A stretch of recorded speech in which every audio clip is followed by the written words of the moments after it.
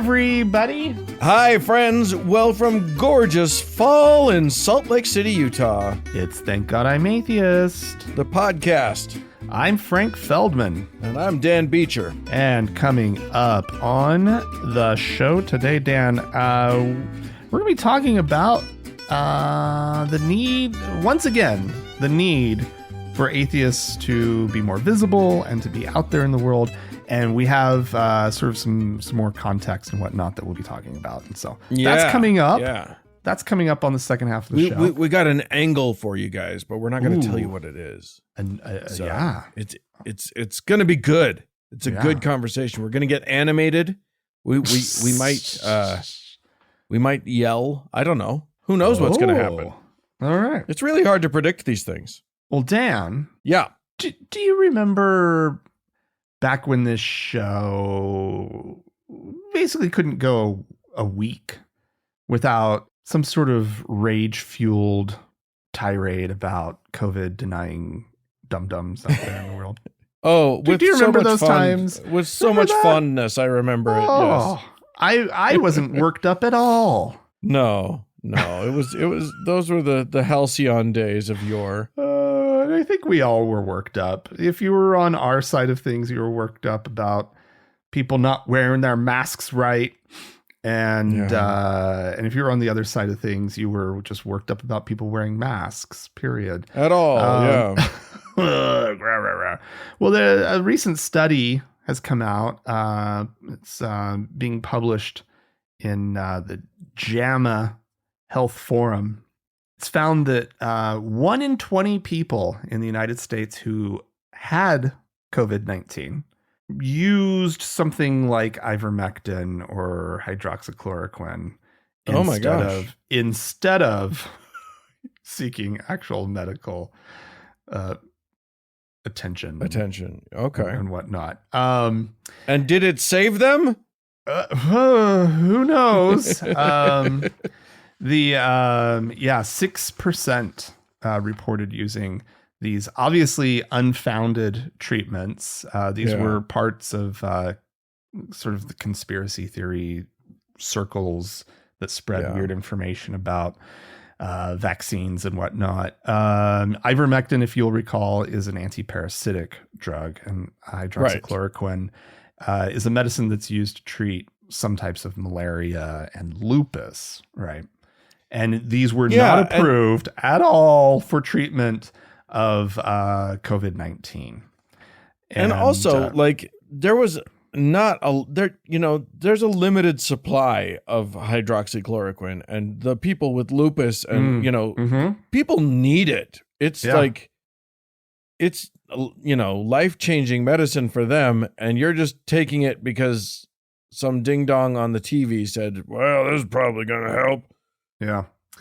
That's very frustrating. One of the more shocking things to me, parts of this, not so much, but there are a couple details that were shocking. The study showed that males, people with college degrees, people with greater income, and Hispanic people were more likely to have taken ivermectin or hydroxychloroquine. Oh, okay. People with a college degree. What? Yeah. What? Well, it's those guys. They're the ones that can get access to it, I suppose. But that's these are. I would hope more from people with college educations, that maybe you should be out there trusting the science, the sciences. Trust your doctor. Trust what you have a little bit. You have a little bit of education. I just don't throw it down the drain like that. Don't ignore Headline: it. American education not going great, including the higher version. And then there's this tidbit. People over the age of 65 were associated with being less likely to use a non-evidence-based treatment like these. Really? Yeah. That kind of makes sense. They've got their Medicare and everything's working great for them. Right? The science has always treated them well. Yeah. They have socialized medicine because they're old enough for it in this country. We just, right. They we complain about it for anybody else, but they like it for themselves. We don't talk about it. We don't refer to it as socialized medicine enough, I think. A lot of this isn't surprising. The study found that respondents who reported trust in social media and Donald Trump were the most likely to have taken the two. Yeah, no. Thank you for the study, researchers. We didn't need your study to know that, but thank you nonetheless. Yeah. While those who trusted in physicians and hospitals were less likely to. So yeah, there were over 13,000 adults were surveyed as part of the research. So, boy, COVID it really exposed and laid bare some things about American society and society in general. Like the article also says that Canada and Australia had their fair share of people taking ivermectin and hydrochloroquine. And so it's not just us. We definitely excel at this level of stupidity. But I think it's people in general, and the world that we live in with all of the misinformation that's out there. It's everywhere.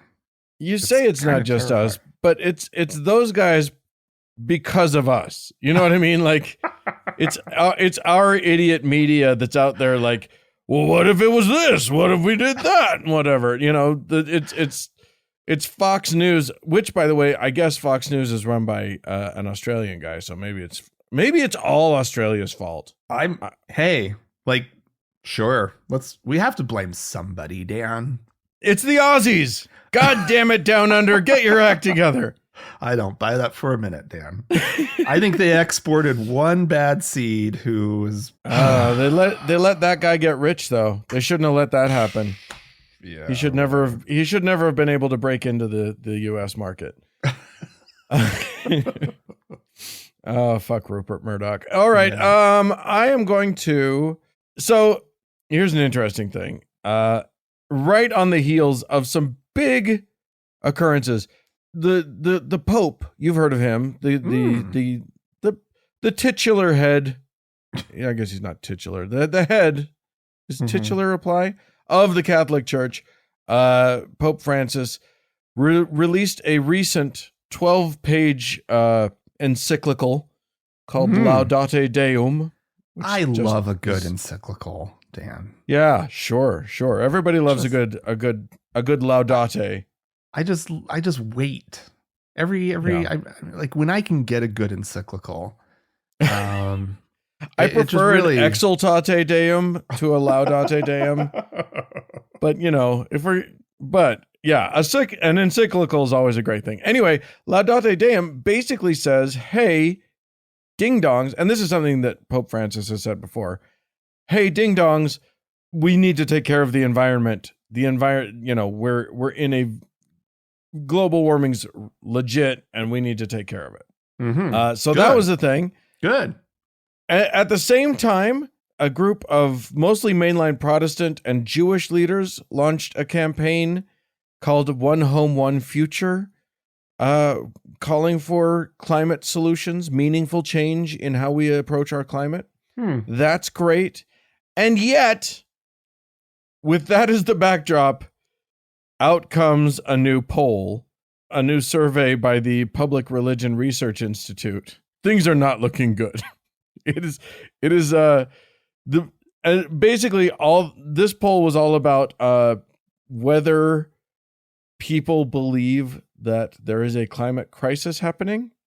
Now, I don't know if these people were there for the last year, but I was there and I was watching as like crazy tsunamis and earthquakes and hurricanes on the wrong side of our continent and all sorts of crazy shit is happening. I don't know if we can blame the earthquakes. Yeah, I was gonna. Maybe. I don't know. I'm not a seismologist. I'm just saying, I'll tell you this too. It's done wonders for Utah. Utah's doing great with climate change. But the rest, there's a lot of bad shit happening out there. Fires and whatnot. Anywho, so the question is, is climate change a crisis? Are we in a climate crisis? Yes, it is. The correct answer is yes. Spoiler alert, Frank. Way to give away the ending. No. I thought it was a quiz. People know. I think people know. You were curious, Dan, about where it stood. Anyway, you will not be shocked by the results of this poll, but maybe you will be shocked by the degree of the results of this poll. Oh, okay. The religiously unaffiliated, that am us, is the only group for whom more than a third of them got this right. 43%, only 43% of respondents to this poll, of religiously unaffiliated respondents, believe that it's a crisis. That's up. So they did the same poll back in 2014. So there's a comparison point. The religiously unaffiliated back then, it was at 33%. Now it's at 43%. So that's a correct change. Of religiously affiliated people, not a single group made it over 33%. Oh God. There is not a single group that is more than a third of them believes that we're in the middle of a climate crisis right now. Oh climate my crisis. God. Now, okay. Here's the deal. Yeah. Okay. You're saying climate crisis. Yes. Which is a different question than do you believe in climate change? Right. It does suggest that some heads are buried in the sand, right? If you can't see the climate crisis around you, right, that does seem to be a problem. But this isn't the same though as saying that they don't believe in change at all, right? Or that this is not that. That is not the question. Okay. I just the want question at hand is it a crisis? Right. Okay. Now, presumably, several of the people who answer no also don't believe that there's climate change. Oh, I would think that that's a large number. Yeah. But yes. Surely there are those who are like, oh yeah, I believe in climate change, but I don't think we're not in a crisis yet. Right. Yeah. So yes, the religion of the religious people, unsurprisingly, the Jewish contingent is the smartest. They've got almost a third of them caught up on this. They're at 32% who believe that it is a crisis.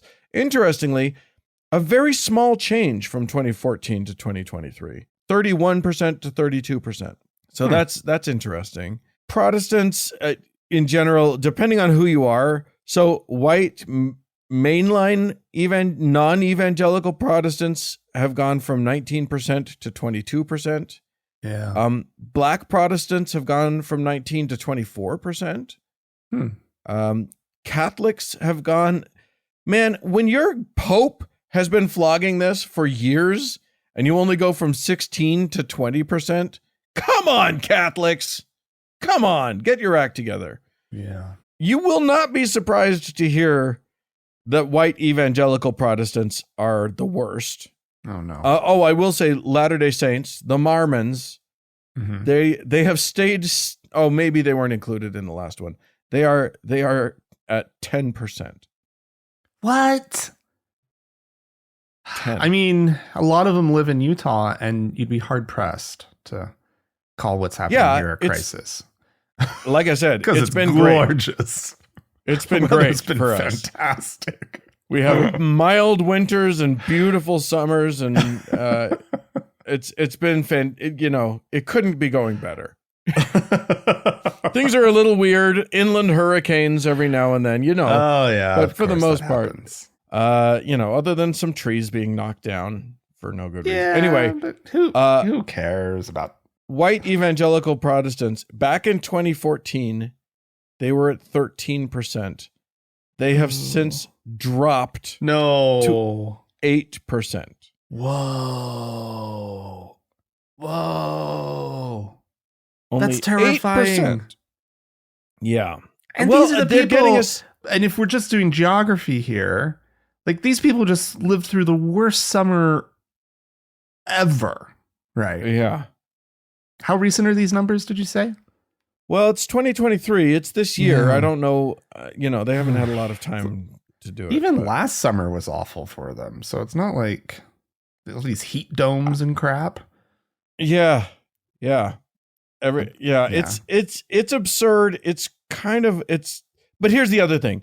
That is the Fox News believing crowd. That is, and they have been getting a steady stream of this. Is the problem is that what's happening is that the politicians are using every wedge issue they can. Yeah. And what they do is they say, our identity is tied into not believing this. Yeah. It's not just, well, the science is unclear. It's that if you believe this, you're a filthy Democrat. Yeah. And you don't want to be the filthy Democrat, do you? So fewer and fewer people are believing it, even though it's like all of the science is in agreement. They're not in agreement about like necessarily the degree to which it's a crisis or what the crisis is going to look like or what the solutions are or whatever. But everybody knows it's a crisis. I mean, that is though why I wanted to kind of ask about or make sure that what we're talking about is crisis and not belief in, because I was listening to NPR this week and they were talking about how belief in climate change has been, going up and up and up and up. But what now the strategy is amongst those that the industries that need people to not be taking action on climate issues, that the strategy is no longer to deny the climate change, it's to question the solutions. Right. And so there's all these things about windmills, like killing bald eagles and shit, right? That circulates around. And this is the new strategy, right? Yeah. And because the last thing that anybody wants, because there's no way that they could benefit from clean energy. That would be silly. Right. It's so weird. Here's the other thing. I think that there has to, you can't divorce this from the religion. In the sense of if you genuinely believe that there is a God who can just fix it and probably will, you don't worry about it. Yeah, that's true too. You can just shrug it off. And I think that's a huge part of the problem. And when you hear about the sort of the signs of the times, the signs of the last days that they're impending, and you hear this list of things about what's going to be going on in the world. And it's that just sounds like climate change, right? And it's but I want the end of days, right? I want Jesus to come back. Why would I fight the thing that's going to hasten his return, right? They want the planet to burn because the prophecy says the planet's going to burn, right? Well, or at least they believe in prophecy that says that the planet will burn. Yeah. There is some good news out of this poll. So I want to end this segment with a good news moment, which is that one of the ways that they sort of show, one of the things that they also asked was, in my life, religion is A, the most important thing, B, one among many important things, C, not as important as other things, or D, not important. Let me tell you something.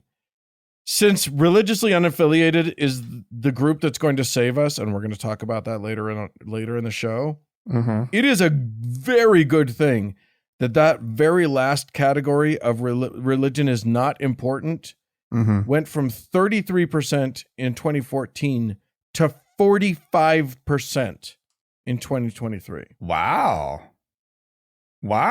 And the next category up, the not as important as other things category, went from 27% to 32%. Holy shit. So what? Those two things, that totals 77%. Wow. That's promising. That is very promising. Things are going kind of in the right direction, I suppose. Yeah. So if the category that gets this right the most is religiously unaffiliated, then it's clear that we need more religiously unaffiliated, and that is happening. That's fast. Wonderful. Well, Dan, yeah, here's a story of maybe that not happening fast enough for one young teenager. Oh dear. A high school student, 17 years old, a dancer, quite the young citizen, I would say. She's president of her high school government. She's on her way to college and la-di-da, all that kind of stuff, right? Yes. It sounds like she's just an all-around involved and bright young human being. You are going to break my heart right now, aren't you? She goes, did I say this is down in Louisiana? She goes to Walker High School in the Livingston Parish, wherever that is. And she was at after a school dance. The parents have started doing these like after parties, right? Where they host like a big dancing event after the prom or after homecoming or whatnot to keep the kids out of real trouble, right? Like let them have some fun, blah, blah, blah, blah, blah. Well, she was there. There was a DJ. Parents are around, and the DJ, she's out on the dance floor and she's having a good time with her friends. And the DJ films about 15 seconds of her, shows it to her mom and to her, and asks if he can post it on social media. And they're like, yeah, fine, sure. Well, the high school principal, Jason St. Pierre, caught wind of the video and found it to have crossed a line. She was dancing too provocatively. And so she was called into his office, where he and another high school staff member, teacher, I think, told her that they were removing her from student government, and that he, the high school principal, would no longer be recommending her for the scholarships that he was supposedly going to be helping her out with. Essentially revoking his letters of recommendation or whatnot, right? And he then printed out some Bible verses, highlighted sections, hands it over to her, and also informs her that she was no longer eligible for Student of the Year. So this is obviously fucking outrageous. I knew the moment you said that the principal's name was Jason, we were in trouble. There's no principal, no serious person is named Jason. I don't think that's true, Dan. I don't think that's true. Anyway, what I want to talk about is the public response to this. Obviously, her parents are upset, and she's upset, and the school district apparently is supposed to be looking into it. But the community is outraged, as you would expect, right? Good. Now, a lot of the people, they just see it as an issue of she wasn't on school property, she wasn't representing the school, so he's overstepped his bounds as principal. Other people are picking up on lines that go something along lines of this. This is a quote from somebody posting on the Facebook group for the school. Because a majority of the community is Christian doesn't mean that's acceptable. WHS is a public school, says someone. Yeah. Okay, cool, good. Here's one I don't fully agree with, but again, she's on the right track. She says, I am a Christian. This is the part I don't like. I love that most teachers use our beliefs as a reference for the kids to go through life. But when you use it to bully and dictate children, it's wrong. Okay, I'll take it, right? And apparently this is the line, right? People are they're like, hey, listen, like this isn't the way to be Christian, or hey, like this is a public school, like your Christianity, like leave it at home, right? And people are actually saying it. And I think that this story needs to be amplified, because I honestly think that very few people hear this story, right, of a principal getting all churchy and Jesus-y with a student who had nothing. First of all, he shouldn't be getting Jesus seat at all, right? Right. Toward a student. Correct. But I think this is a story that people who don't understand or maybe haven't processed the need for religion to be outside of the schools, it's one where you can get them going down the road, right? You can get them to start, because like this woman, I love that most teachers use our beliefs as a reference for the kids to go through life. That line. I hate it because she also crosses the line, right? Yes. In the classroom. She actually probably says things about Jesus, right? Or being a good Christian, and just doesn't hear it, right? Yeah. She doesn't understand the privilege. She doesn't, it is a big largely Christian community, right? But she gets that you can't use it to bully, right? Yeah. And so she gets that whatever role she sees it having, that there is a line for it, right? And I just think that this story needs to be talked about.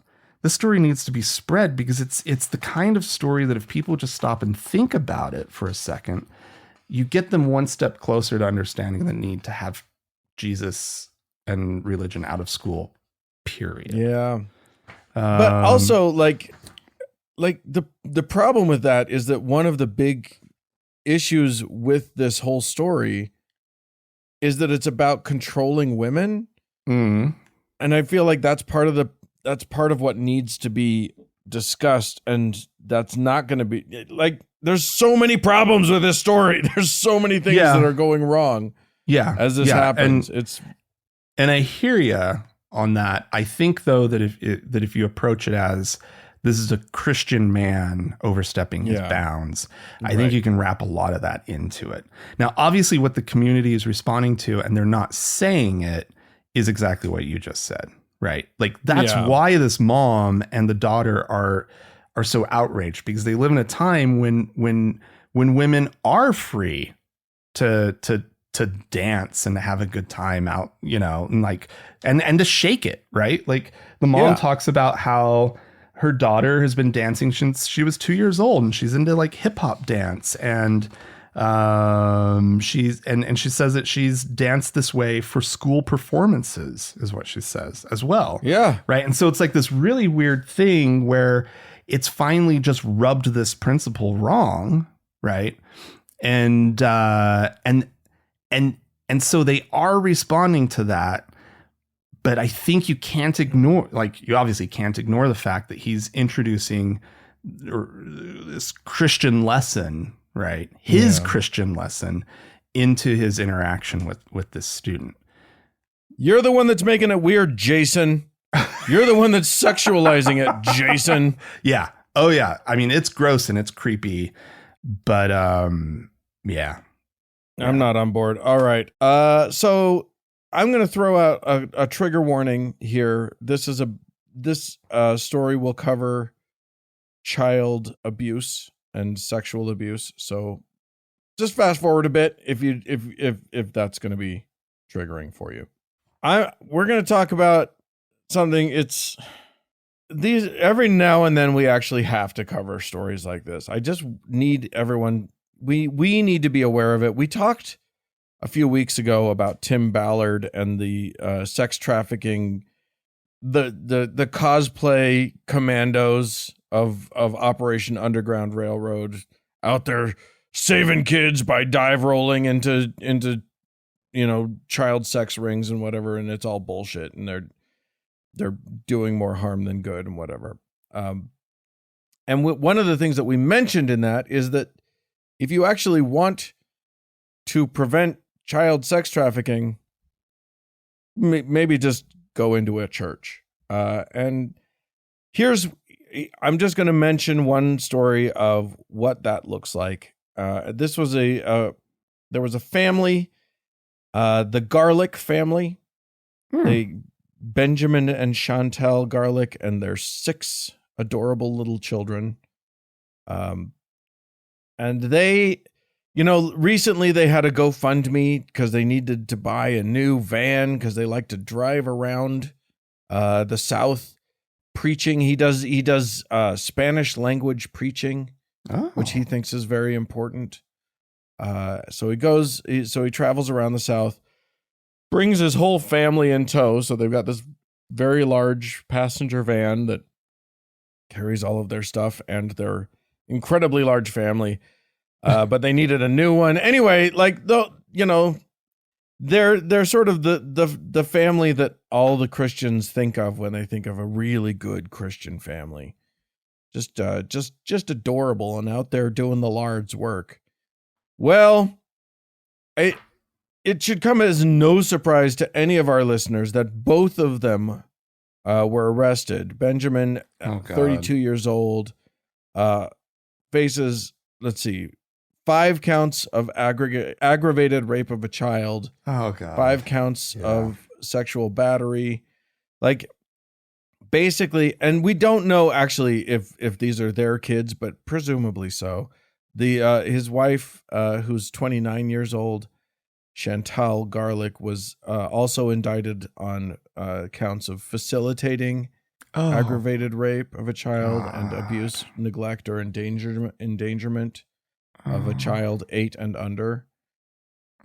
And that's the thing, is that they were they look for all the world like the cutest damn family you ever saw. That's what child sex trafficking actually looks like.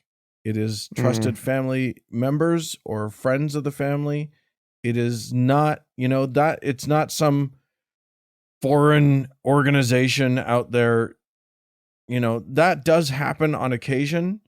That there are industries that exist out in the world that are sex rings that control people, but the vast majority of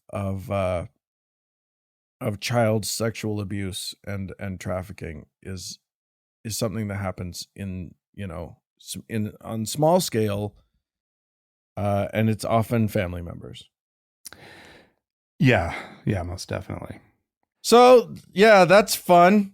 You tell a story now that fixes it. Fix it. You change the subject. Quick. Do something. Oh, my God, Dan. I mean, all right. Well, yeah, that's no pressure, Dan. No, not at all. I definitely have a story that's not that and that doesn't need to be trigger warned.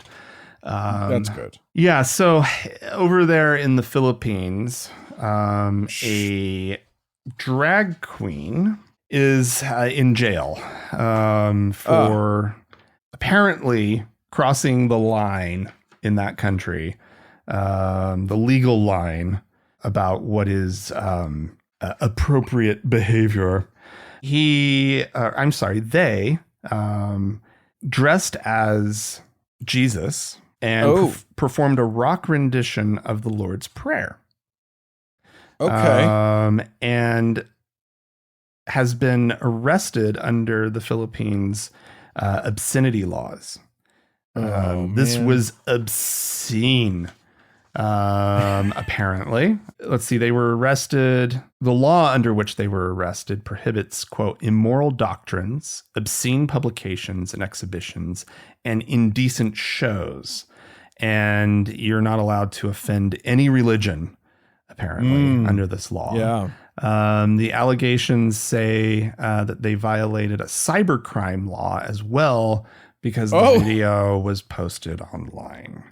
So they feel that the performance was an expression of the feeling of being excluded as a queer person in a deeply Catholic country. They say, I understand that people call my performance blasphemous, offensive, or regrettable. However, they shouldn't tell me how I practice my faith or how I do my drag. That performance was not for you to begin with. It is my experience and my expression of having been denied my rights. Yeah, absolutely. Yes, that is a correct argument. Yes. Something tells me it will fall on deaf ears. Oh, absolutely. Telling Christians this is not your business has not traditionally worked out well. The vast Catholic majority in the country obviously really likes this law and who they can target it with. Someone else in the article was talking about they say they want respect, meaning the Catholics, but they refuse to respect us. Yeah. Right. Yeah, absolutely. Yeah, not fun. The performance, I didn't find a video of it, but I did see a still from a performance by this drag queen. And it looks like a raucous good time. And once again, I think like why people can't just leave, like the point of it, this isn't for you, right? This we're not, people don't do these performances for, strictly the point of crossing lines into what believers think is blasphemy, right? Or would call blasphemy. Right. In these settings, it's not about the offense, even though they know that it would be offensive, right? The performers would know that. Right. It's the exuberance of crossing that line together in public, right? Of saying that this thing doesn't matter, right?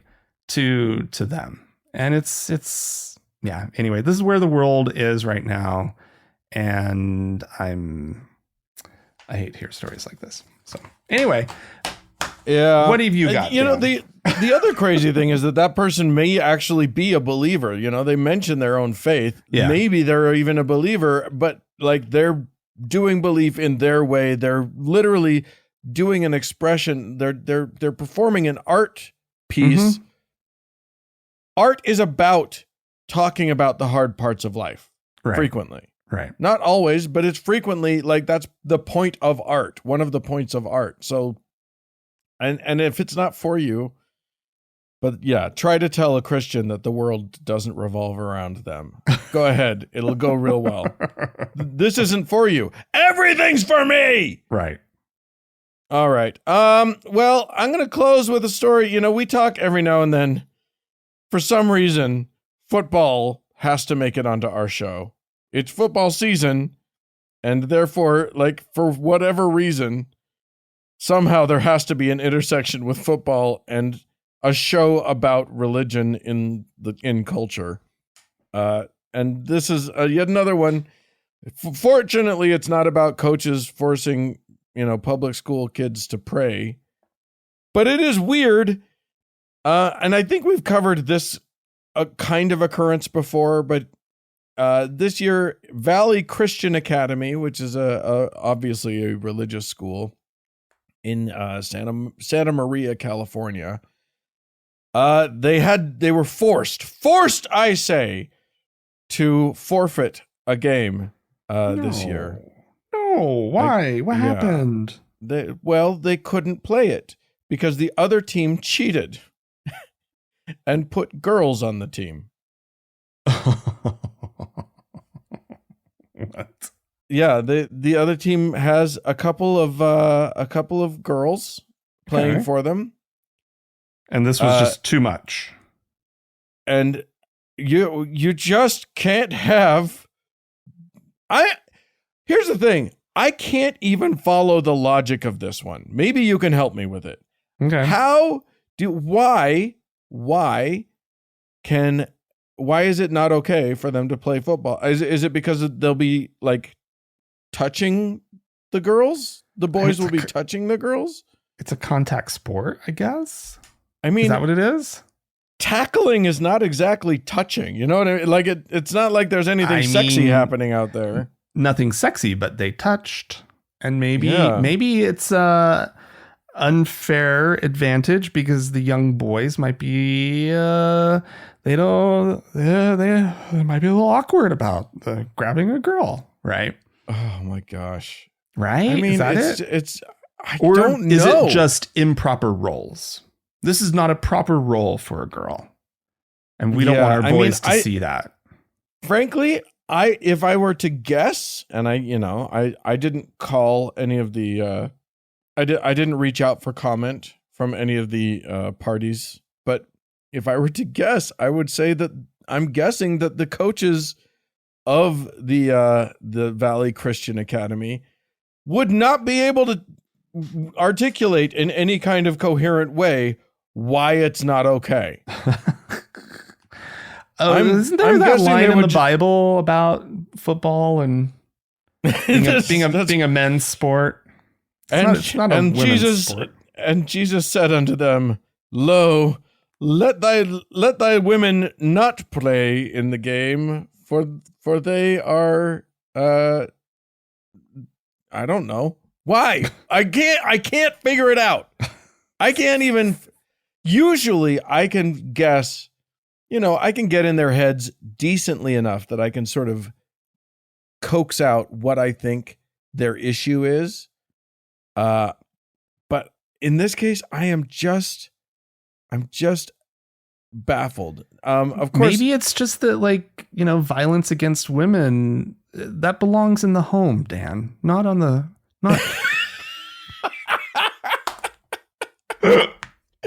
Yes, I think a violence against women joke is exactly what was called for in that moment. So, you don't do that out on the field for all the world to see. Yeah, that kid can't hit that girl. She's not his wife. You can't throw her to the ground. How dare you? I don't know. Okay. That we're getting close to a line. I don't know where the line is, but I know we're touching it. I know we're there. Oh, good God. Well, there you go. I don't know what else to say about it. Go out and play football. I guess it's a good way if you're in the sort of the double A league, not the if you're not one of in the big school things, if you're just playing against littler schools, this is a good way to force forfeits so that other teams can't play you.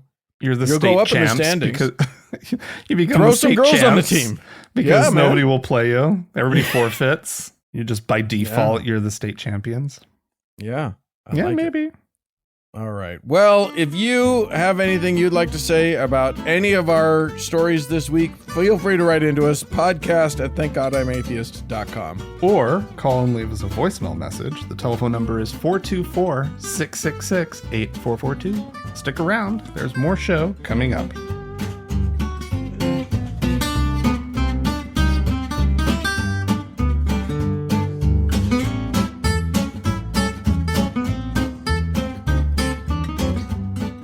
Well, Frank, I decided to bring us some good marriage advice. So listen up if you're thinking of getting married, if you've just gotten married, if you're new to the whole game, this is really good advice. I don't know how things could get better. This is you'll be hearing from Isabella Riley Moody, wife to Josiah David Moody, and they're very, very young people. And one of the things that I always say is, if you're going to take marriage advice, make sure to take it from very, very young people, because they know everything there is to know about marriage, for sure. But yes, Isabella's going to speak to the ladies. Suffice it, I just want you all to know, I didn't choose the young man's advice, because that's even worse than what we're about to hear. But yeah, here's some good marital advice from one young woman to other young women. This is good Christianity for you. Here we go. I feel like to young women, unironically, they need to find a man that's very misogynistic. If you at all want to have a guy that's going to make you follow his frame, and you need to find a strong Christian man that's going to put you in your place, or else you're going to dominate the relationship. And when a woman dominates the relationship, it's destined for failure, because I see even how I was different, in my previous relationship. I was dominating, and I was such a bitch, such a Jezebel. And, I wasn't always a good wife or this great, or even Christian. I used to be atheist, but he has completely transformed who I am and how I act, because he's such a strong Christian man, and he doesn't let me get by on things. He always will nitpick everything, because he's literally training me how to be a good Christian wife. You need to be trained. Women are bitches, and they need to be trained. So that's my advice. Find a man that will train you. That's Wow. Marital advice from the world of young Christianity. Oh God. I feel like that couldn't have gone better. I feel like she has set herself up for so much success out in the world and in her marriage. Don't you think? Yeah, like I want to check in with these guys in like, I don't know, a couple years, see how it's going, Yeah. see how see how she feels about being nitpicked and told what to do. Let's give it 10 years. They'll have kids. They'll be he'll be, doing nothing for the relationship except nitpicking, and she'll be doing just days after day, just labor for days on end, trying to keep the family going. That'll be great. Yeah, she's going to be it's super happy. Super happy. But she won't be a bitch. So that's good. Good Lord. Yikes. Go back to the atheism. It will save you. Look, you don't need Christianity. You just don't be a bitch. You don't need any training. If you were a bitch, just don't be that. Oh, golly. Oh, wow. All right. The overt call for misogyny sounds great. Well, on a totally other note, we had some lovely people write into us and call into us. I'll start us off with Dr. Tom, who says, "Hi, guys." This is in reference to the video game that you and I talked about. Oh, yeah. That had the religious stuff in it. Dr. Tom says, Steam, for those of you uninitiated, is a gaming platform. Steam tells me that I am 118.9 hours into Starfield right now. Oh, wow. Which compared to some people is not that much, I reckon. It's still plenty. That's a lot.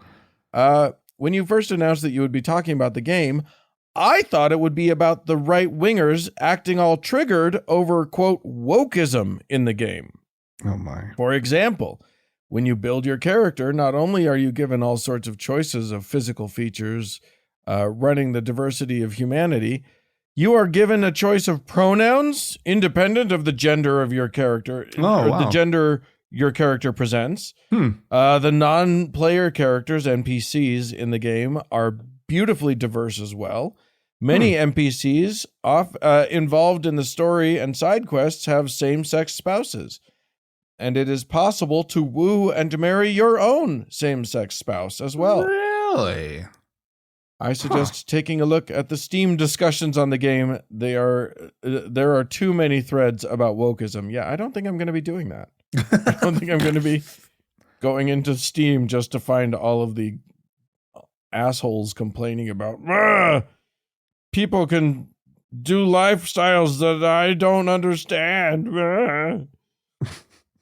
Apparently, Dr. Tom says, my character is same-sex married, and we are flying around the reachable galaxy, killing pirates and cultists while engaging in side quests.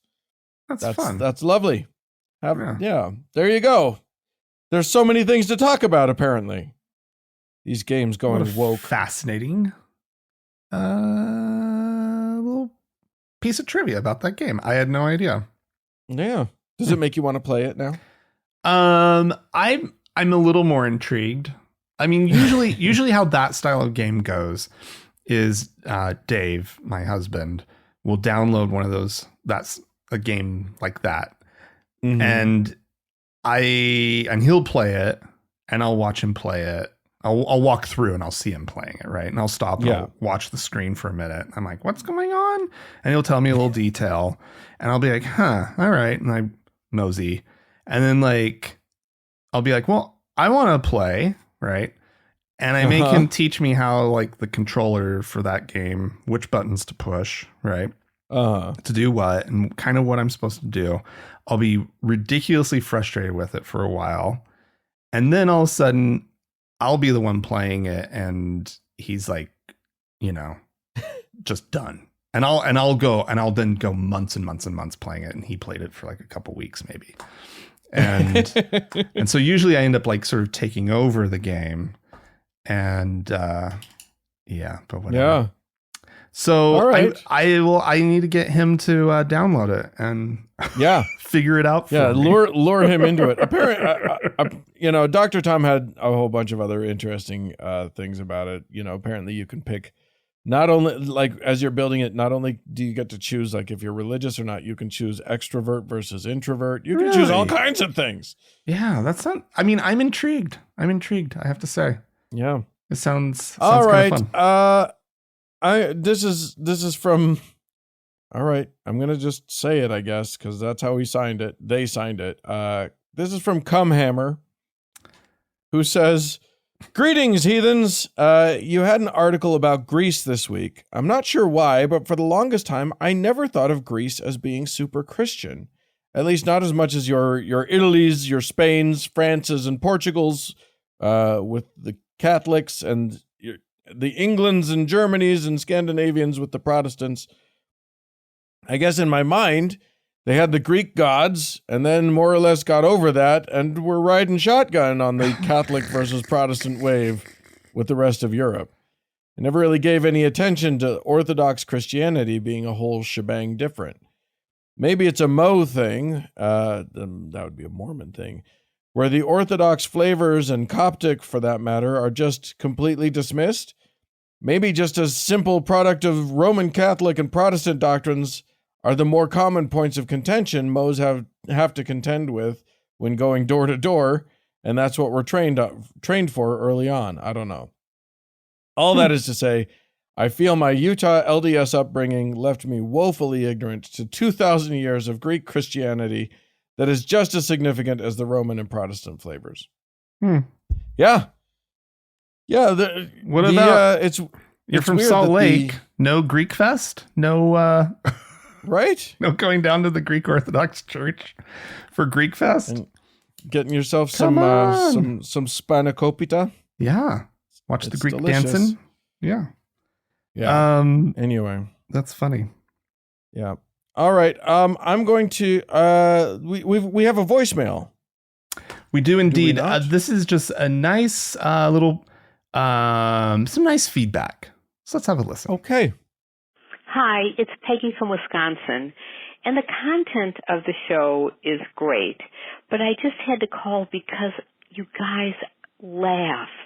And I partially listen to the show because it just makes me feel good. And I was on this tremendously long drive yesterday and was stopped due to an accident for a long time. And you were laughing, and I was laughing too. So thank you for the content and your laughter. Bye-bye. Oh, isn't that nice? Peggy. I like the idea of all of us laughing together, Peggy. I know. That's delightful. I'm glad that we're all laughing with each other. Now I'm just laughing. Now you got me laughing. You tickled me. All right. Well, Peggy, thank you so much. This one was unsigned, but it's an email. It says, I work with a super sweet guy. He wants to put all his time into saving the world, which as a Christian these days means he wants to stop child sex trafficking. That's a good thing. You should want to stop that. Hundreds and hundreds of hours are put into his reputable organization in hopes of saving maybe one kid. One time, we spent literally hours figuring out which websites to monitor for any clues of those bad groups. Oh, that sounds like terrible work.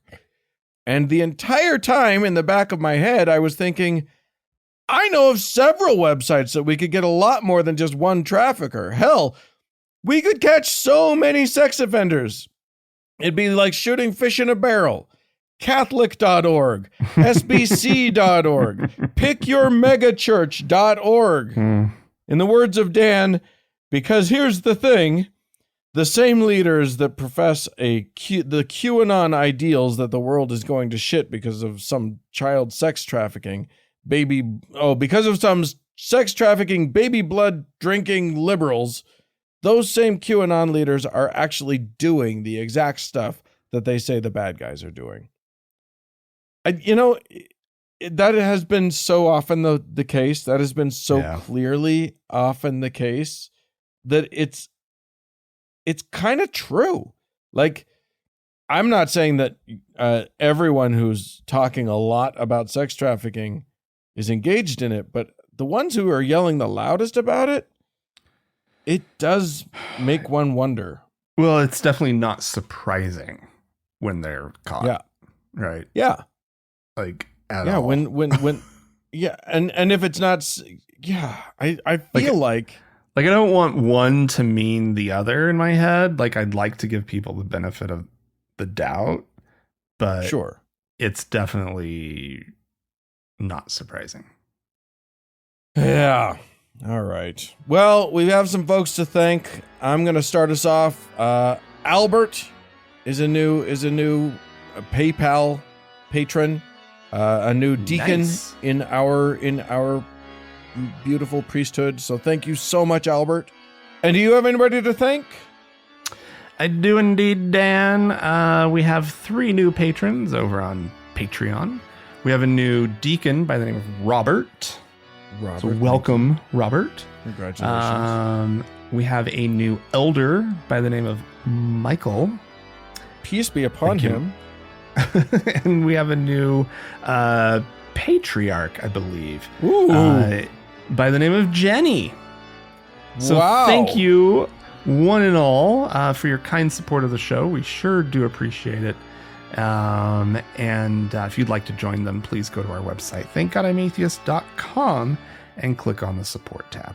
And Dan, as always, we have our top donor to thank, our Lord and Savior, Davis. More show coming up.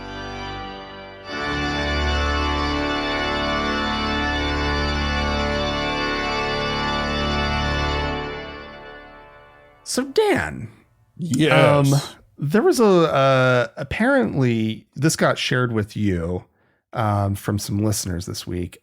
Also, I found it as well on the Washington Post and sent it to you and it's this opinion piece. It's sort of a guest essay, I believe.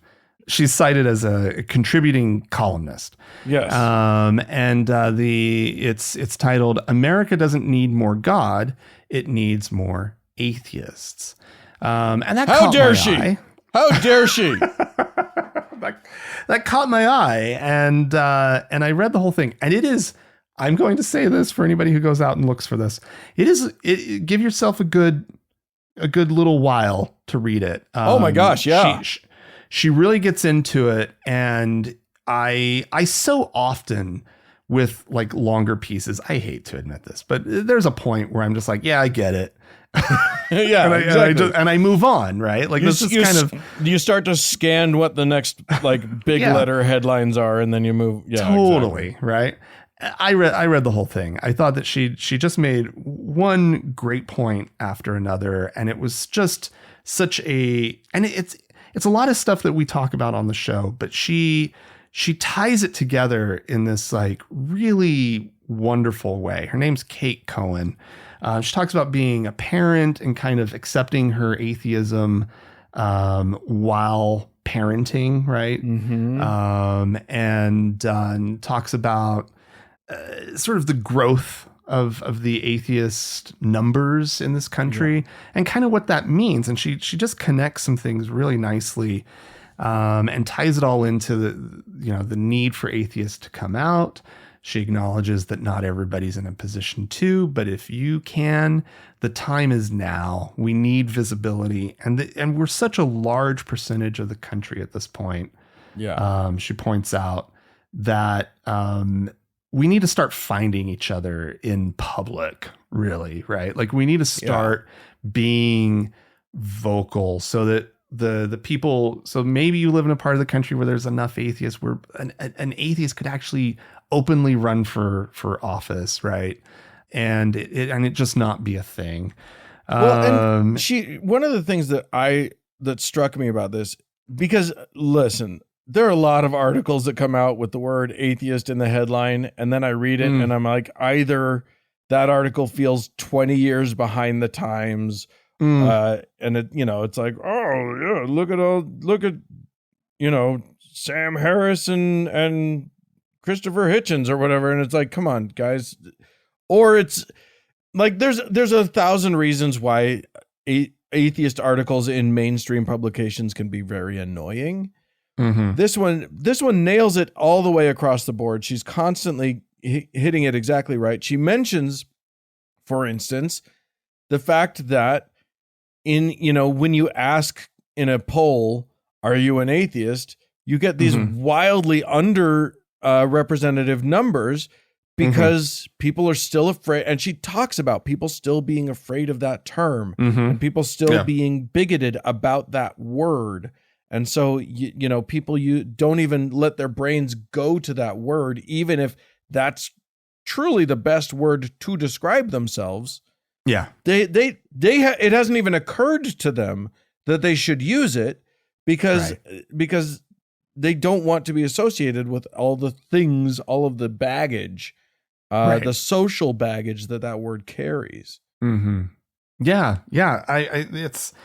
You're right to say that she nails the moment, I think. And part of that is also, she talks about the political climate of the country, right?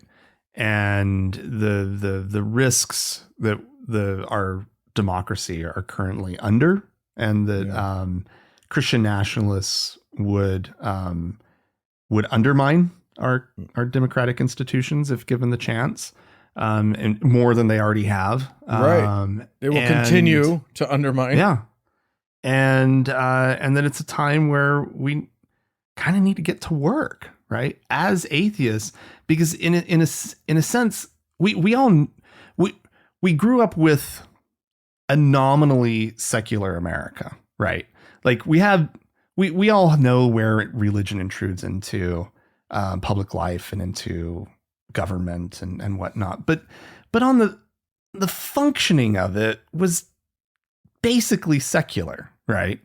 Even if the actors within the system were religious and very willing to talk openly about their Christianity and whatnot, but the country, the system is secular, right? Yeah, and that is under attack right now. It is slipping away if we're not very careful, and it's time for atheists and people who believe in secularism in general to take action and to get involved. Like it is, like we've talked about this a lot, and it's strange. 2 years ago or 4 years ago, I never could have understood how the risk to the nation and to our systems could possibly be ratcheted up any worse than it was, right? and that we would be there, and that we would be in this place. When I love watching the Donald Trump face some of the consequences, right? All these court cases against him. Like, oh my God, there's just a little part of me that's just fucking loving it, right? Like it's just the best thing ever. It's not happening quickly enough. It needs to go quicker. But like it's in one way, it's a delight. The other side of it is he is unhinged. More so, whatever little hinge he had left, it is gone, right? There is no hinge. The most terrifying quote of the week was the one about immigrants poisoning the blood of the nation or something. Yikes, like that. This is a line essentially from Mein Kampf, right? Like this is a line. Yeah. That line is, and like the man went out and read Mein Kampf all of a sudden, right? Like he has people who are feeding him some of the most poisonous and incredibly terrifying stuff that has ever gotten as close as he's getting to being back in the White House, right? Yeah. Like I'm truly 100% terrified, and I don't mean to spread how terrified I am to everybody, but actually I kind of do. It is a terrifying moment, right? Yeah. It is one where Americans who think the way that you and I do, Dan, and that I know that a lot of our listeners, most of our listeners do, I'm sure, we got to get to work. And it can feel so daunting and everything. This is just about getting involved. This is about getting involved the ways that you can. It's about being visible and having some of those tough conversations about who you are, right? Yeah. Because the more that we can normalize atheism, and this is kind of the point, right? The more that it's normalized, the more that we can kind of start to really live in an atheist and secular corner of America, right? Yeah. And that's the point. Like, we outnumber as a group evangelical Christians. Right? Yeah. We outnumber Catholics. Them. We outnumber Mormons. Like, name the single group. And unless you're saying, like, you know, Christians as a whole. We don't outnumber them, but we outnumber the truly terrifying ones. Yes. We outnumber them. Yeah, we don't. The problem is that we are not, you know, they're loud and they've been loud for forever. And we aren't loud. We don't go to the town halls and say, hey, we're here and I need you to acknowledge that we're here, and ask you, you know, person who is meant to represent us or who is running for office, do you recognize that you must also be representing those who don't believe the same that you believe? We're a voting block, and you need to honor us, and you need to recognize us. The irony of what you're saying, though, Dan, is that atheists as a group are amongst the most politically engaged people in the country, right? We're just not visible is the problem. We just don't announce our atheism. We just need to be fighting for secularism, right? Like, you don't have to go trudging into the room and announcing, hey, I'm an atheist, everybody. Woo, look at me. But let me tell you, if you start talking about secularism, right? If you get up at the town hall meeting and you talk about the values and the importance of living in a secular society, in a secular city, maybe, right? Yeah. And that your city government shouldn't be, you know, endorsing these prayers, and that's like, Jesus Christ, that's the least of our worries, right? Is whether somebody's praying at the beginning of a meeting or not anymore.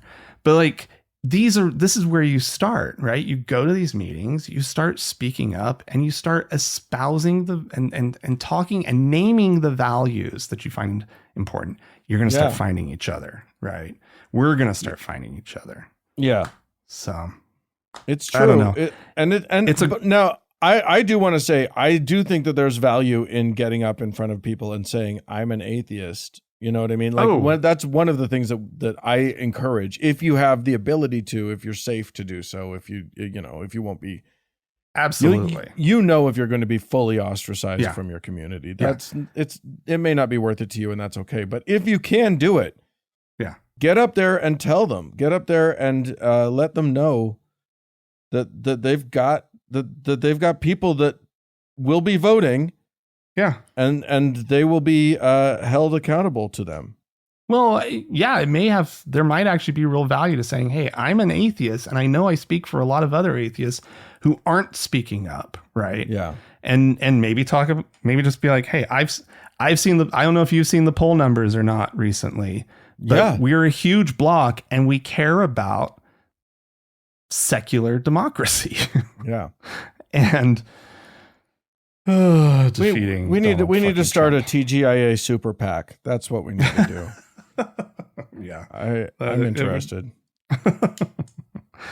Indeed. Anyway, Dan, everybody, seriously, I guess it's probably behind like a paywall or whatnot, but if you can go find it, if you subscribe to the Washington Post, go read the article. It's lovely. Or actually you can have the author read it to you. That's one of the options there. So that's kind of nice. Whoa. Yeah. It takes 23 minutes for Kate Cohen to get through her own thing out loud. So just buckle in. Well, if you would like to tell us about your experience in the political realm as an atheist, or if you'd like to talk to us about anything, please feel free to write into us. Podcast at thankgodimatheist.com is the address. Or if you'd like to call and leave us a voicemail message, we'd love to hear from you. The telephone number is 424-666-8442. Yeah, go to the Facebook page, facebook.com/TGIAtheist, and click the like button. And if you'd like to join one of our members-only lounges, you can do so. Go to our website, thankgodimatheist.com/members-only. Thanks to the Red Rock Hot Club for the use of their fine music. And thanks to Gordon Johnston for the use of his music. And thanks to all you for tuning in. We sure do appreciate you. Thanks so much. Bye-bye.